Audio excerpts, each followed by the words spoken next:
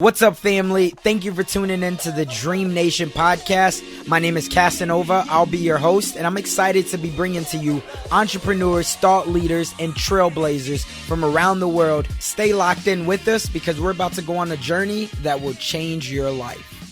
What's up, Dream Nation? Today on the line, I'm telling you, I'm super excited. And you guys always hear me say how excited I am, but I feel like I'm bringing a long time friend in. And the reason being is because I've been following this man's journey for about a year now. And we got an opportunity to connect right before we just decided to go live. And I'm excited to have him on here to share not only his wisdom, but things that you could take away and be able to better your life. And of course, in the times that we live in right now of uncertainty for so many different areas of your life, I feel like we're going to be able to get some really valuable nuggets to be able to help us all live a better life and, of course, a life by our design. So without further ado, help me welcome to the show, Mr. Sam Bakhtiar. How are you, my man? How are you? Man, I'm excited. I'm excited to be on the Dream Nation, bro. Thank you for having me. It's an honor and privilege. Oh, absolutely. We're going to have fun on this one. So I was just saying right before you came on that I feel like you are the definition of omnipresence. And I mean, I see you everywhere when it comes to LinkedIn, when it comes to Instagram especially, and even on Facebook.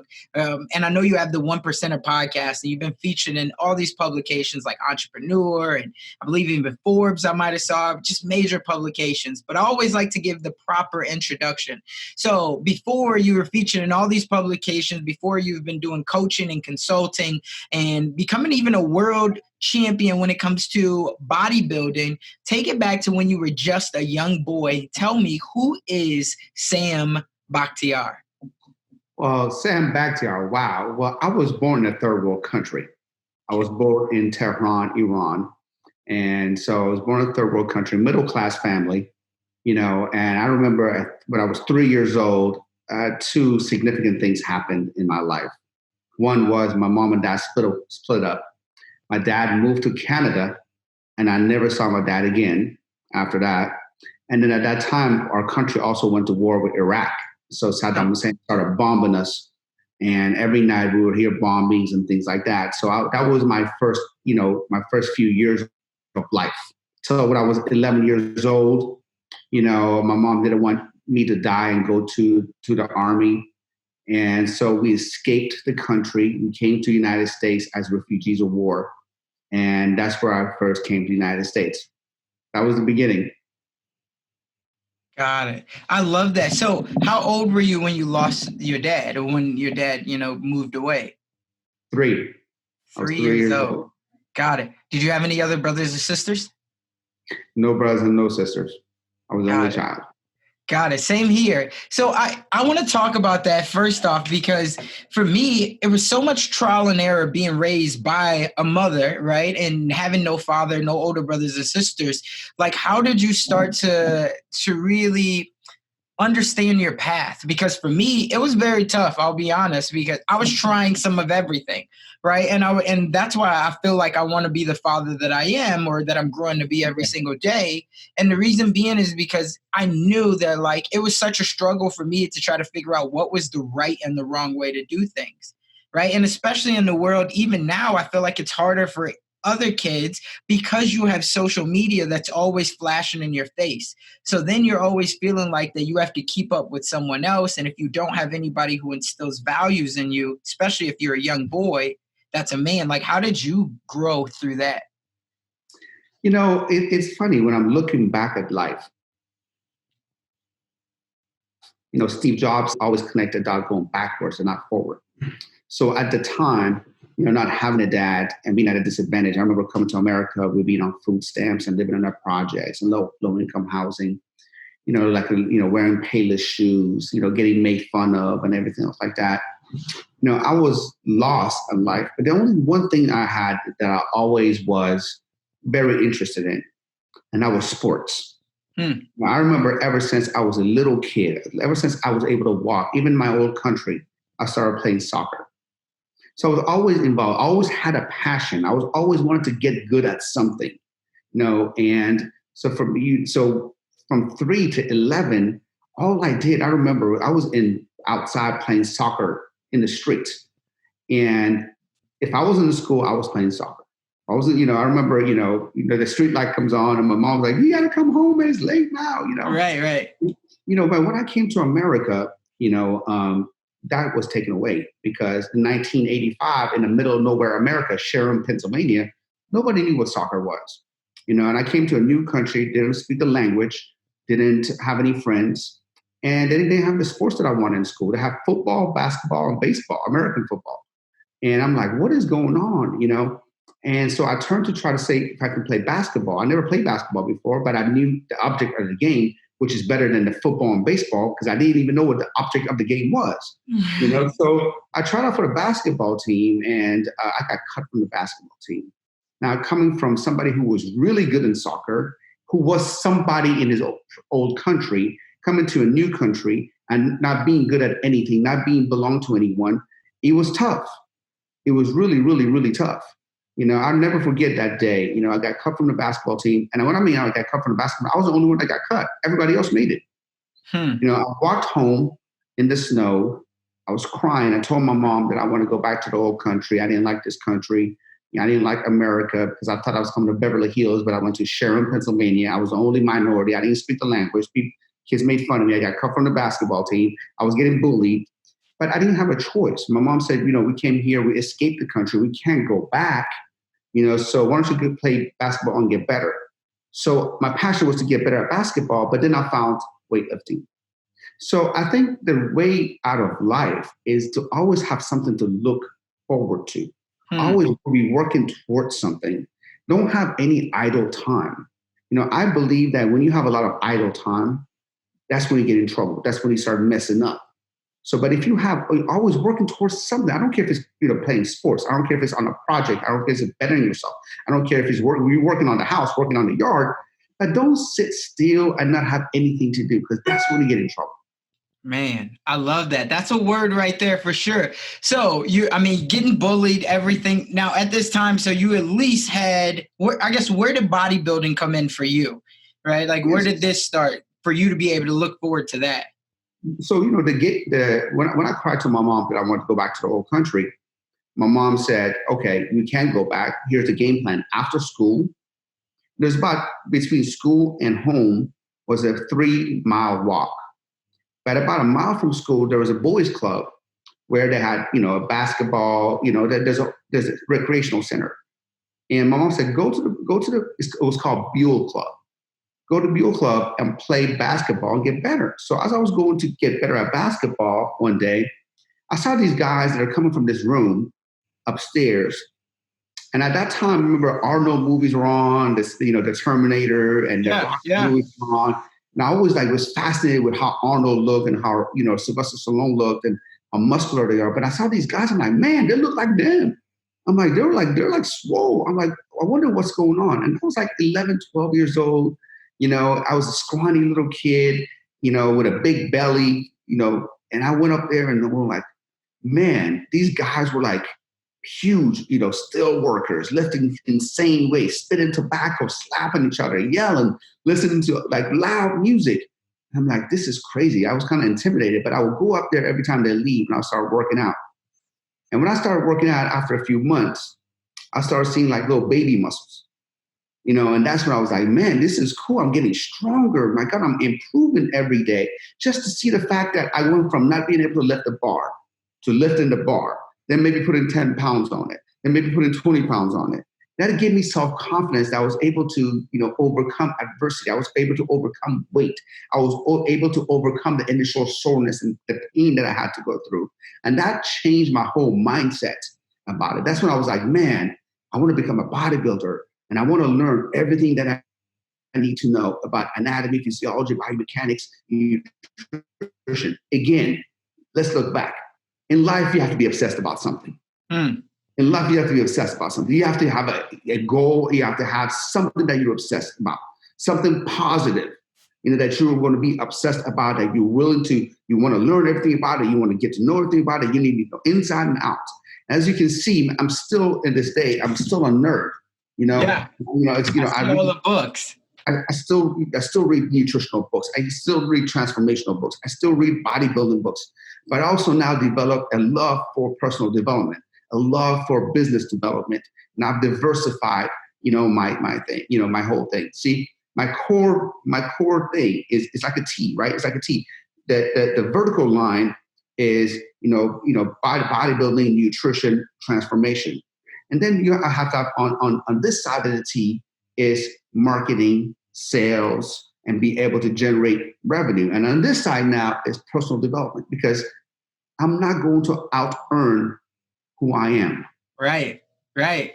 Facts. That's I think something by Jim Rohn, right? And I think I first heard that because I love personal development as well. And it says your level of success will never oversee your level of personal development, right? Or never supersede it. It's so true. I remember Jim Rohn talking about, he went to his mentor and he said, this company doesn't pay me enough.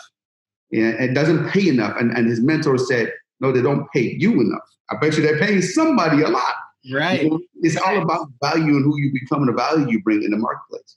Man, I love that. So let's transition it, because you've been able to build, a huge, phenomenal business. And you did it in a fitness, which is, for a lot of people, they're trying to figure out, should they go after their profit first or should they go after their passion first? And it seems like you've been able to align it with doing both. Talk to me about, was fitness always the thing that you knew you were going to stick it out with because that was what you started with and that gave you confidence? Or did you see a money lane there and then that allowed you to stick with it because it was already your passion? Sports and fitness was always my passion. Ever since I was 3-4 years old, like I said, I was into some kind of a sports or something that I wanted to do. Now I didn't know growing up, this is going to be, also my paycheck and something I was going to be able to be. I just was somebody who's fortunate enough that was able to make their passion their paycheck, their passion their career. And that's rare, because usually, we have careers that pays the bills, and we're okay with it. We're not in love with it, but we have like passions and things that we like to do, and hobbies that we love to do, but they don't pay the bills. See, when you find the magic is finding the passion that you love to do. You'll do it for free anyway. Right. And you can get paid for it.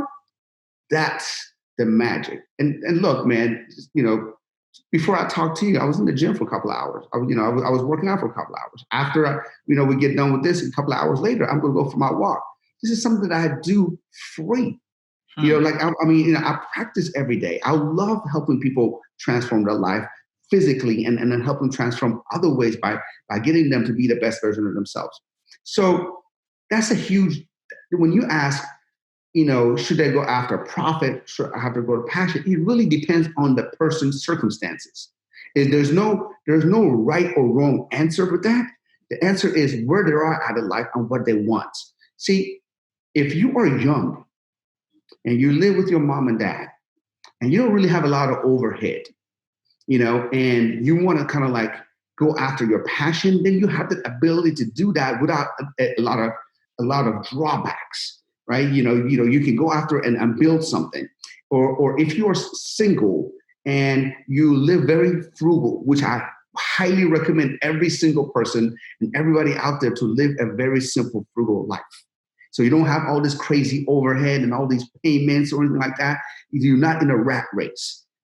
So you're able to concentrate and be able to go after your passion. Where people get in trouble, though, is where one, they have responsibilities, and they, whether it's mortgage or car payments or credit card payments, or whether, they have kids already, and obviously the kids cost money, and I know that. Right. You know what I mean? And then it's hard for you to go after your passion because you're already in a rat race, because you got to generate revenue every month to be able to feed the mortgage and be able to feed the kids and be able to feed all that kind of stuff. So again, the answer really comes down to you. So if you're listening to this, I encourage you, if you are single, to keep your overhead low. If you are married and have kids, still keep your overhead low. You don't need all the material stuff. You don't need all the crazy stuff. You don't need all that. And this is, and I'm talking to you, and I have 5 exotic cars in the garage, and I got 10 Rolexes in the house. I'm telling you, because if I had to redo it all over again, I would do it differently. Let's You know, talk. Let's talk about that. And that was where my mindset was going. And I'm sure, and I got it on Instagram right now, live, and then also on Zoom. And I'm sure that some people are going to be hearing this no matter when, and they're going to go look you up. And they're going to see that you have the exotic cars, and they're going to say, oh, well, that doesn't resonate. So let's talk about if you had to do it all over again, or for somebody else that's looking, because here's what I've learned. You can't save your way to becoming wealthy. Right? For the most, you have to be investing. So for somebody that's listening right now and they're like, oh, okay, well, it doesn't resonate with me. What's your answer to that? Well, how do you invest? Well, for me, I feel like you're asking like what assets to invest in? No, not what, but for you to invest, you have to have money. How do you have money to save? You can always spend more money than you have.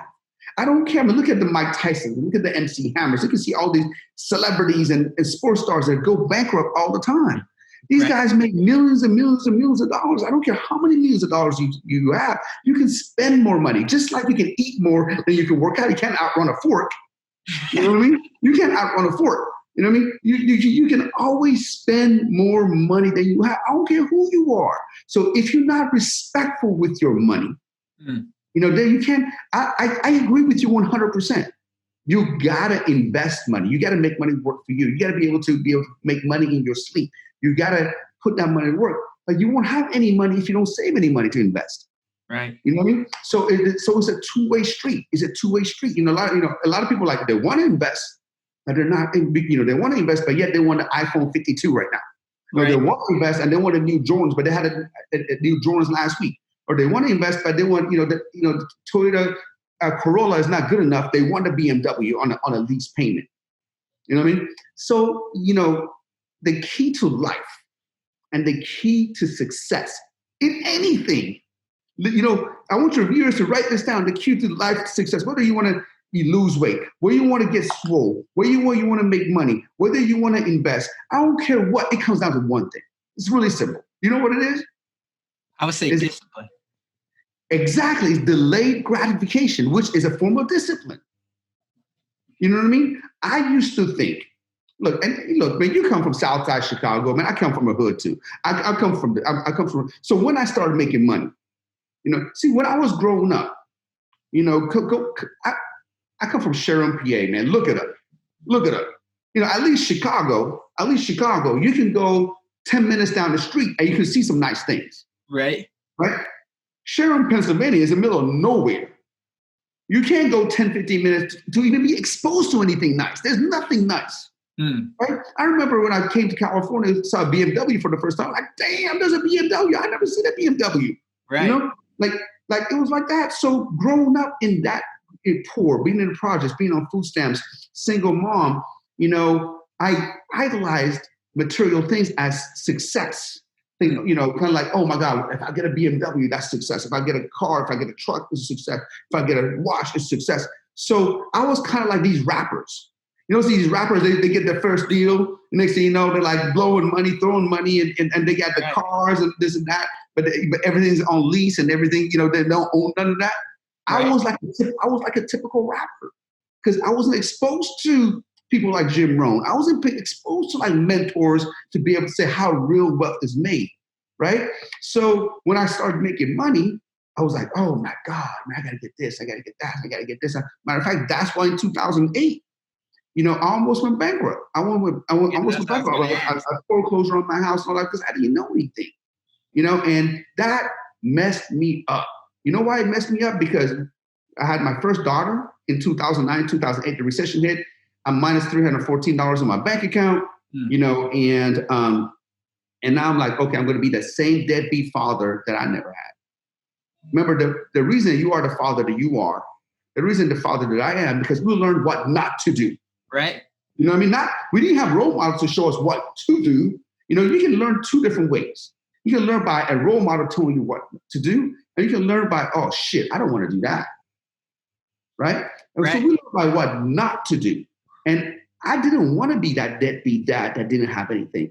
I didn't want to. I want to be able to provide. I want to be able to give my family a nice home and a nice life. But because I was stupid and I was ignorant to financial intelligence, I put my family in 2008 in that recession in a place that it made me depressed, downright depressed. There's two things that are really, really bad in life and really, really can hurt. You know what those two things are, in my opinion? One is you getting in great shape, you're working really, really hard and getting in great shape and then losing it. And then going back to where you were. Say you were 50 pounds overweight and you work hard for 6 months and you get great shape and you get this now, you get your six-pack ab, and then you go to your bad habits and then you blow back up. That feels like bad. And you know what else feels bad? When you have some kind of success, you made bad decisions, and then you go broke. And that feels bad too, because you feel like you blew it. And that's how I felt in 2008. And that's how I felt, in 2018, 2019. I was downright depressed. I felt like I blew it.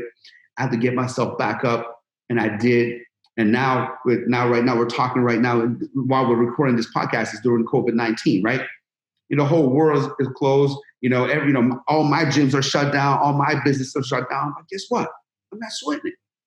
I'm not sweating it because Hold on. There's a lot to unpack there, though, because you talked and what I want to know, you talked about depression, and especially when you lose it all, right? I was just talking to my wife about this 2 nights ago, and this was back in the days. I don't know if you ever played like online poker before they kind of shut it all down, but I was playing on Poker Stars, and I remember this was back like 8-9 years ago, and I ramped up my account from like $300 that I got off a credit card or whatever, built it up to about $4,000. And then like my wife and I, we're staying at my parents' house at this time. We're sleeping in the front room, and she goes to bed and she's like, yo, like it's time to go to bed. Well, of course, me being the degen that I was at this time, this is probably actually like 10 or 11 years ago.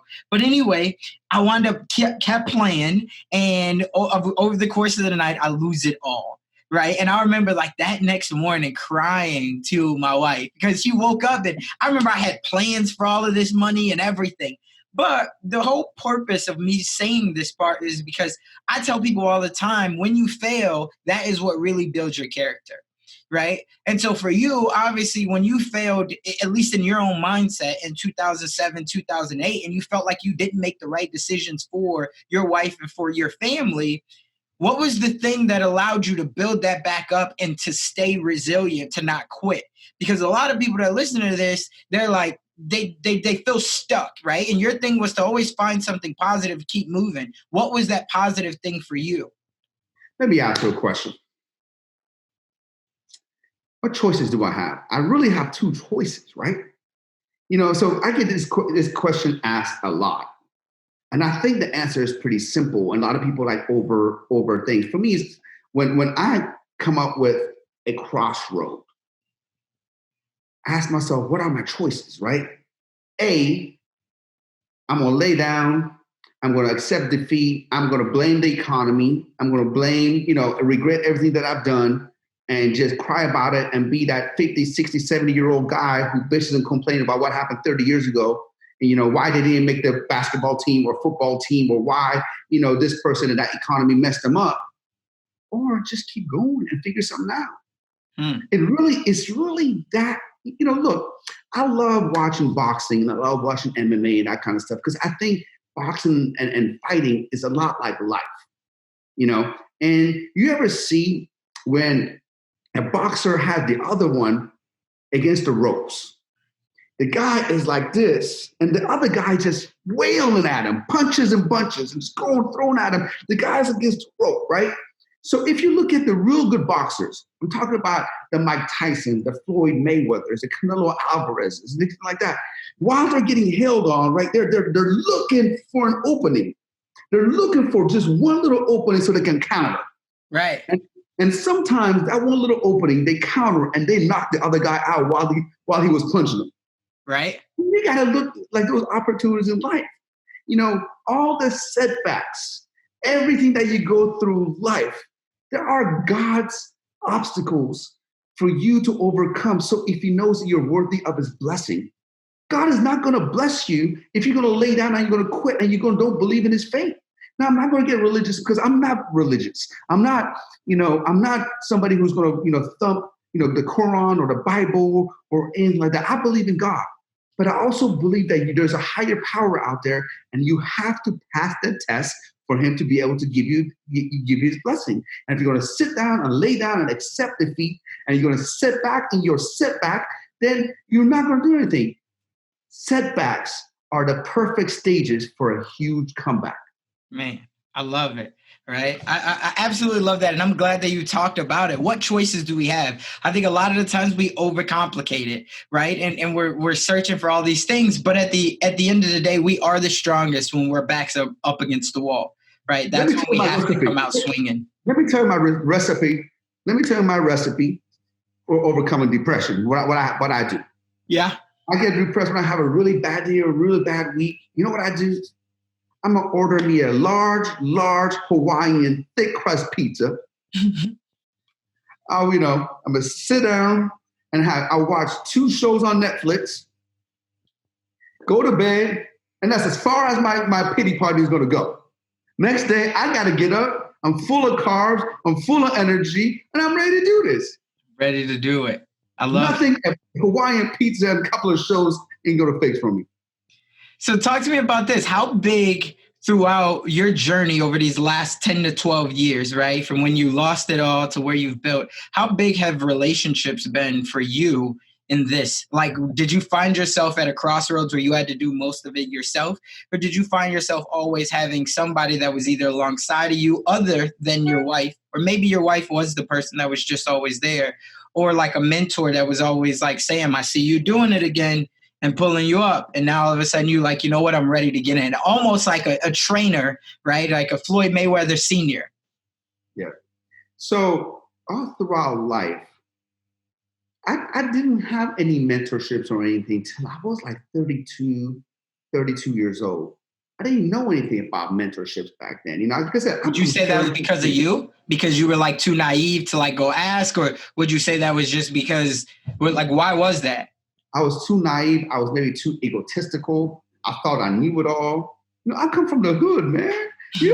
Somebody tell you, hey, come pay me $5,000. I'm gonna teach you this. I'm like, what? What are you gonna teach me? I'll give you $5,000. Come on, man. Right.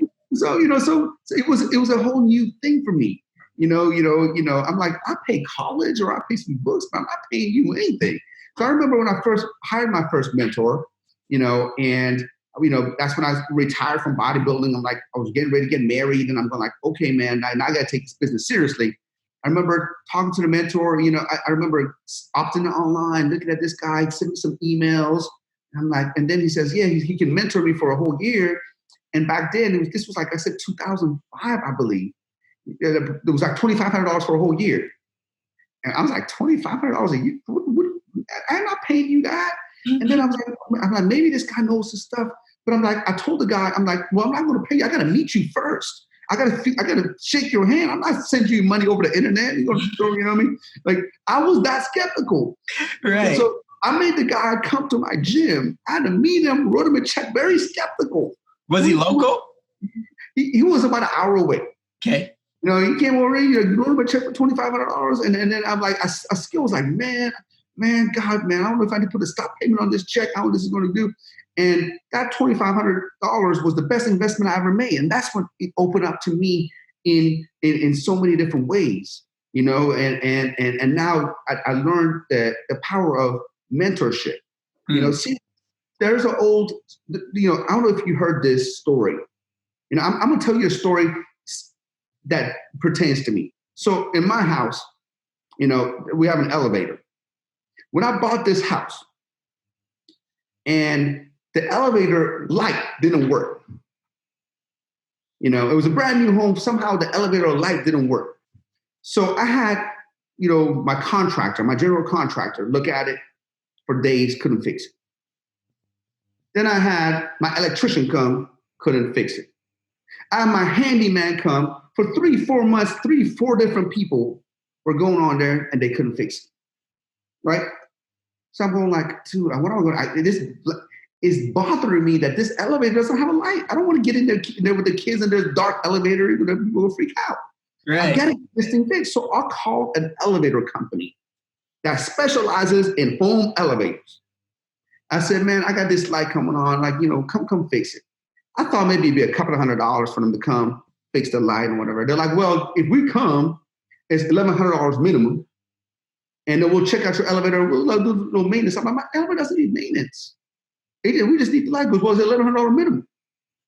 I'm like, all right, we'll just come check it out. Look to the thing. Dude, they came in 5 minutes, 10 minutes. My light was working. I wrote an $1,100 check. The reason I'm telling you that, and that's the power of somebody knowing what they know. See, if you ask me for $50,000 and I give you this $50,000 and I know I will make $100,000, guess what? I'm going to do it in a heartbeat. See, Back then, I didn't know that. So the power of mentoring and coaching is real. Find somebody who's already doing what you want to do, been there, done that, and it's a shortcut to success. Now, I truly, truly believe in mentoring, coaching. I've been investing into my success over the last 3 to 4 years. Podcasts have been huge, all those things. I think where a lot of people get stuck, though, is they say, okay, yes, if I give you $50,000, but I knew that I was going to make $100,000, I would do it. But how do I know that I'm going to make $100,000? Is it just a gut check? Is there a way that I could really assure myself that I'm making the best calculated decision for myself and for my family? What's your mindset and your process behind, should I invest or should I not? I believe the best thing you can do in life, the best investing is not real estate. It's not the stocks. It's not the bonds. It's in your personal education. It's in your personal skills. That's not going anywhere. Because guess what? If the whole world shuts down, if I have the skills to make money, I can still make money. Real estate go down, stocks go down, but if your skills keep going up, you always have a way to make some money and be able to be on top of the things, man. So I invest multiple 6 figures every year to be around the right people, go to the right seminars, be in the right coaching programs. And I tell you, I wouldn't be here without any of them. Wow, I love that. Talk to me about what was the first book, because you got a lot of books behind you and you're constantly reading. What was that first book that let you know that you were on to something, right? It's in terms of personal development. One of the first books, obviously I read How to Win Friends and Influence People. Okay. I think that was huge. The Magic of Thinking Big. Yeah. Was huge, but the first business book that I read, believe it or not, my first mentor, I told you, when I give him $2,500. Yeah. Because Sam, it was a business book. He goes, I want you to get this book called The Game. I go, The Game. So I looked it up on Amazon. It was a book about how to pick up women. And I go like this, I'm married, man. I call my mentor, I'm like, dude, I'm married, man. I can't have this book on picking out women, man. Come on. Because, dude, it's a business book. Just read it and you can see what I'm talking about. So Amazon delivered this little thing, man. It looks like the Bible. It looks like the Bible, but it got like a little silhouette of a naked girl on the cover. I'm going like, my wife looked at it, like, what the hell you doing? I'm like, no, man, I'm telling you, my mentor told me to read this. So as I'm reading this book, it's a very entertaining book by Neil Strauss. It talks about basically positioning, persuasion, sales, in anything we do in life, whether it is to be able to date a woman or a man, or we have to sell ourselves. We have to persuade people. And that's what that book taught me. That's one of my first books. And the second book I read was E-Myth Revisited by Michael Gerber, which showed me how to work on the business and not in the business, because I was stuck in the business at the time. I had a hard time letting things go and put systems in place. And those were the first 2 books that I really, really enjoyed and helped me tremendously. Man, I love that. It's funny because I think back to the first book, and I think the first book that really changed my mindset on not trading my time for money and working on my business rather than in is the cliche one. But for me, it was huge, which was Rich Dad, Poor Dad, right? By Robert Kiyosaki. That was huge. But now that I really think about it, and I've asked this question so many times, but with you telling that story, it made me really think. I honestly think the first book that ever really changed my mindset was Millionaire Fastlane by MJ DeMarco. Have you ever heard of that book? No, I have not. I'm writing it down. Millionaire Fastlane. Okay. Yep. Millionaire Fastlane by MJ DeMarco. Okay. it's also a forum, which is like online, but that talked about different things. And now that I look back at it, I got to probably reread it. I have it down here, but I've always just kind of said like, oh, Rich Dad, Poor Dad. But when you told that story, I'm like, what about that book? And I'm like, actually, I think that was the first book that like triggered something into me, because just like you said, like for me, when I was going through everything that I was going through in life, no one was ever telling me about working on myself. It was always like, go get another job, or like you just got to grind, you got to hustle, all these things. But again, if we look at I would say the wealthiest people, and I'm not talking about money, but I'm saying the wealthiest people in terms of they own their own time and they own, for the most part, their happiness, You got right? to own their own time. That's so Right. important. And that was so huge. And so that's what I hear coming from you. And just from this whole conversation, I think the number one thing was exposure is what I'm taking away from this. And I hope anybody that's listening right now, it was the exposure. You first got exposed to these guys that are in the gym that were working out. And then you get up there and you say, listen, I don't know anything about this. Right. But let me try to lift a dumbbell, or let me try to lift a bar. And then you started to get those small wins. Right? You were looking for the small wins, and then you've seen that build up over time. And then it was the same thing. It was the exposure to the internet, and then somebody saying, hey, pay me $2,500. And you're saying, man, I don't know anything about this guy. But it was a small win. And then from there, you got a book, and then you got another relationship. And now it's built up to you investing, almost $250,000 every single year into your own personal development. You got to, man. You got to expose yourself to what's out there. You got to expose yourself you got to surround yourself with bigger fish than you. You know what I mean? And a lot, it's very uncomfortable. It's very uncomfortable. It's cool to be around, it's cool to be around people that you're the big fish. And, it's good for your ego because everybody's looking up to you and you're the man, you're the man, you're the man, you're the man. But it's very uncomfortable when you go in there, you're a small fish, and I remember even to this day, a few months ago, man, I was invited to an event, man, and I'm like, oh my God, we had the owner of the Lakers there, we had the owner of Sacramento Kings there, I'm going like this. I'm like, oh man, I felt like, it humbles you though, I bet. It is what I preach to people, man, get in there. Now I find myself like, I'm going like this. I'm like, did I say the right thing? Did I shake his hand right? You know what I mean? Right, for sure. It gets you to level up, man. I'm like, so, it's crazy. Yeah, man, I love that. So right now, we're obviously going through the craziest time that, we've ever, went through. And for most people in their lifetimes, I definitely know in my lifetime, even in the 2008, right? I was still young at this time and I didn't have a lot of real estate, right? So I didn't really experience it like other people did.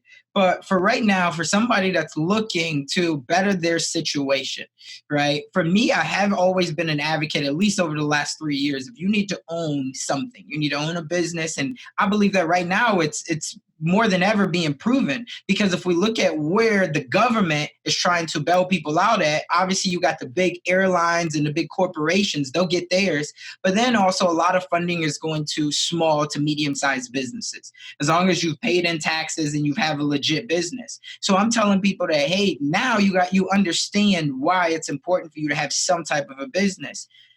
Do you agree with that statement, or what are your thoughts on it? How can somebody come better out of this situation? Because a lot of people are struggling right now and they're trying to figure out, how can I not be caught in between the crossfires if there ever was anything like this again on the next time? How can I do better?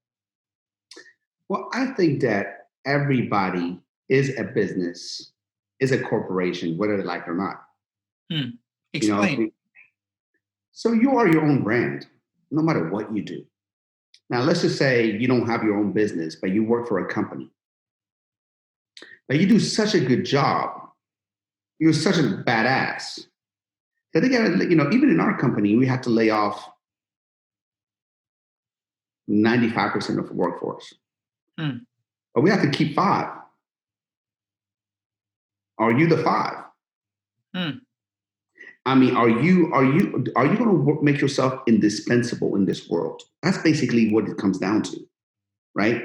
Indispensable with your skills, with the way you do things, and with the way you approach things, right? And not every company didn't lay off 100% of their workforce. I guarantee you that. Right. So whether it's your own business, whether you work for a company, you got to be at your A game. You got to be at your best. You got to be somebody who is wanted at all times and has skill sets and the ability and the grit to do everything. Now, I also believe, I agree with you that everybody needs to have a hustle. Everybody needs to have a business. Everybody needs to have a hustle. Everybody has a unique skills to be able to get that done. Now, can you do it efficiently? Can you do it properly? Can you make it recession proof? Can you make it in a way that you own the business and the business doesn't own you? It becomes the question. Because many people have businesses, but do they really have a business? They don't, because they really bought themselves a job. They're slaves to their business. And if you bought yourself a job, then you have all the side effects of an employee and all the side effects of owning a business. See, when you're an employee, right, you know, the side effects of being an employee is you don't own your own time based on your words. Right. But the good thing about it is you don't have no liability. The liability is on the corporation. But when you have a job, when you have a business, but if you serve the business doesn't serve you, you still don't own your own time, and then you have the liability too. So you might as well go get a 9 to 5. Right. I love it. And that's something that, I keep it honest, I've never even really thought about. I've had these conversations before as well. And that's something to take heed to, right? How are you structuring your business, right? Especially if you have employees, even if you just have 2 or 3. And I think where a lot of people struggle with that, and I know for my first couple of years, I struggle with this because of the delegation. We all start out and we want to be entrepreneurs, but yet we really stay being solopreneurs because we're wearing every single hat.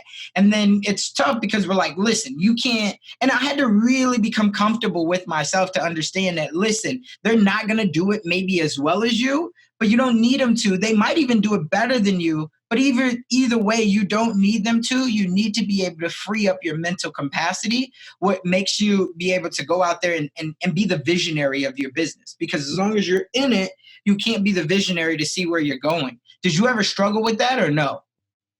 Well, absolutely, man. Absolutely. I was the same. I was that person. I remember before I read E-Myth, I was a personal trainer. I was training clients one-on-one. I was a janitor. I was a manager. I was a sales manager. I was the marketing department.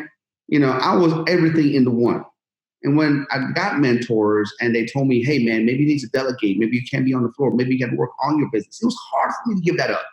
Right. Oh, my clients only love me. They're not going to go with anybody else. They want me. They want me. Nobody can do this as much as good as me. And that's bullshit. You know that. Right. You just need to hire the right people, put the right systems in place, and then inspect that system every once in a while. Make sure it's up to your expectation. Man, I love it. That's a word right there. And so for anybody who has a business or you're thinking about starting a business, I think it's very, very critical that you read that book by Michael Gerber, E-Myth. It is a staple in the world of business. So I'm glad that you brought it up and you keep referencing it. This has been phenomenal, my man. I mean, I'm sure we could go for hours. For anybody that right now is listening, they're inspired, they want to stay connected with you, maybe even reach out to you, but they have this little voice in their head that tells them that maybe they're not strong enough, they're not smart enough, and maybe they just don't have enough resources. What's the one thing that you would tell to that person to get them to just take action? You're never going to be strong enough. You're never going to have all the resources. The moon and the sun is not going to be in perfect alignment for you to do. That's like somebody saying, well, Monday I'm going to start my diet. And then Monday comes, oh no, next Monday I'm going to start my diet. This week is not good. And there's always going to be something. The key to success is progress one day at a time. You got to just win one day at a time. And you can't, look, somebody asked me a few weeks ago, what's the number one contributor to your success, Sam? And I thought about it. And I said, honestly, willingness not to give up and failing. I'm not by far not the smartest person on the planet, but I want to get up and I got to work towards something. And I figured out if I fail at something, I'm going to keep back up, keep going. I failed and failed and I failed. If you go on my website, I'll talk about it. Bro, I've been bankrupt. My house has been foreclosed. I've been divorced. I run around back in the day and I got arrested. You know, you name it, I've been through it. But I'm here now. I'm here now. I don't know much about baseball. In baseball, you get 3 swings, right? And you're out. In life, you get unlimited swings, bro. And on top of that, I love that you brought that up. And the lasting point, because you brought up baseball, to piggyback off of that, this was something that I once heard, but it was like, if you think about baseball, right, you only got to be right to really be an all-star. You only got to be right about 30% of the time, right? If you're batting 300 over the course of your career, 3 out of 10, you're doing pretty well, right? But we want to be 100%. Right. But even in basketball, right, we both can understand basketball. Nobody's ever shooting 80%, 90%. Right. I mean, maybe for free throws, but obviously we know that there's not a lot of volatility in free throws. It's cool, calm, and collected. Right. Besides the crowd around you. But for the most part, in game, which in life, we're all in game, we're in the trenches and it's going really fast. You're really probably only shooting about 30, maybe 40% if you're really great. Right. So I love that you brought that up. Man, thank you again. It's been phenomenal. For anybody that wants to stay connected with you, we'll drop so many links in the show notes for anybody that checks those out. But where can they find you at?